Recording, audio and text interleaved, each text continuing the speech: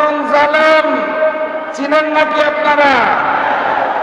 তার মহাসচিব গতকাল শুনলাম খুব মন খারাপ, জাতীয় নির্বাচনে নৌকা প্রতীক নাই দেখে।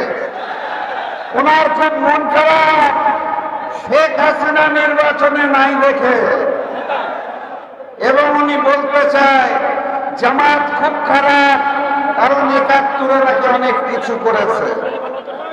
এই সংবাদ প্রচার হচ্ছে ভারতের মিডিয়াতে। এইদিকে দুষ্টু লোকরা বলছে প্রাপ্তবয়স্ক হওয়ার পরেও মহাসচিব সাহেব নাকি ৭১ মুক্তিযুদ্ধে অংশগ্রহণ করেন নাই। দুষ্ট লোকেরা তাও বলছেন ওনার পিতা নাকি ৭১ কুখ্যাত রাজাকার ছিল।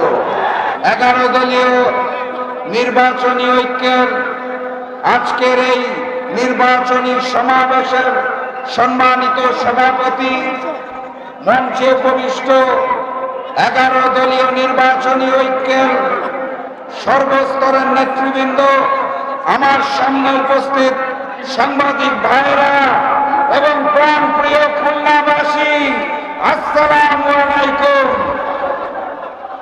আপনারা কেমন আছেন? আলহামদুলিল্লাহ। নির্বাচনী সমাবেশ সংক্ষেপে বলতে হবে, লম্বা বক্তব্য দেওয়ার সুযোগ নাই। ওই যে নতুন জালেম চিনেন নাকি আপনারা? তার মহাসচিব গতকাল শুনলাম খুব মন খারাপ, জাতীয় নির্বাচনে নৌকা প্রতীক নাই দেখে।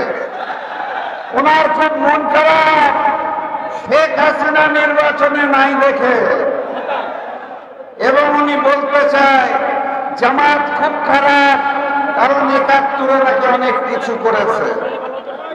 এই সংবাদ প্রচার হচ্ছে ভারতের মিডিয়াতে। এইদিকে দুষ্টু লোকরা বলছে প্রাপ্তবয়স্ক হওয়ার পরেও মহাসচিব সাহেব নাকি ৭১ মুক্তিযুদ্ধে অংশগ্রহণ করেন নাই। দুষ্ট লোকেরা তাও বলছেন ওনার পিতা নাকি ৭১ কুখ্যাত রাজাকার ছিল। আমি কিছু বলতে চাই না, দুষ্ট লোকরা বলছে।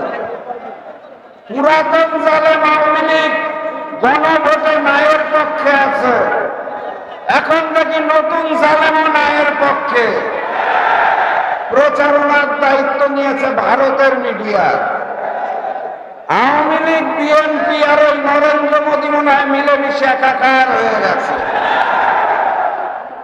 আমি স্পষ্ট ভাষায় বলতে চাই, ঐক্যবদ্ধ বাংলাদেশ যদি দেখতে চান তাহলে এই মঞ্চের দিকে তাকান, এই খুলনার দিকে তাকান, যেখানে হিন্দু মুসলমান মিলেমিশে একাকার হয়ে গেছে।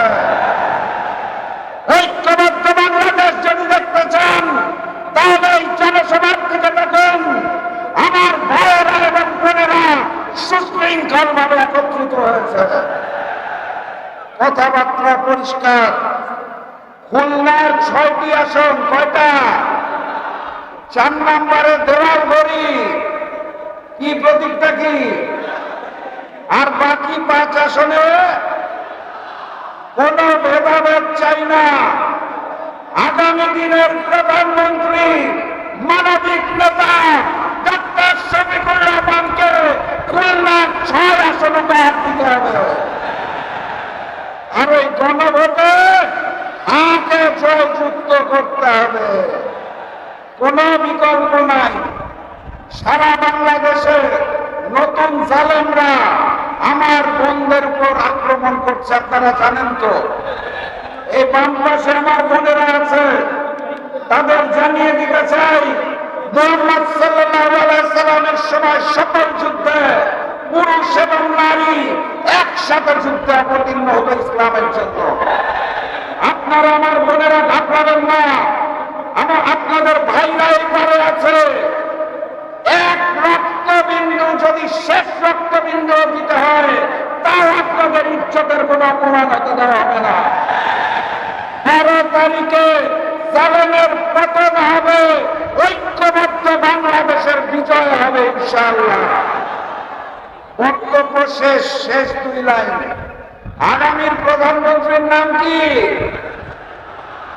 আর আপনারা বড় সৌভাগ্যবান, কারণ ডাক্তার শফিকুর রহমান প্রধানমন্ত্রী হওয়ার পরে সবচেয়ে গুরুত্বপূর্ণ মন্ত্রণালয়ের মন্ত্রিত্ব যিনি নেবেন তিনি এই মঞ্চে বসে আছেন। ওনার নাম কি? আলহামদুলিল্লাহ, খুলনাবাসীর জন্য অনেক অনেক ভালোবাসা। 12 তারিখের পর আবার আসবো বিজয় উদযাপন করার জন্য ইনশাআল্লাহ। নারায়ে তাকবীর, নারায়ে তাকবীর, নারায়ে তাকবীর। এটাই আমাদের বিজয় ধ্বনি।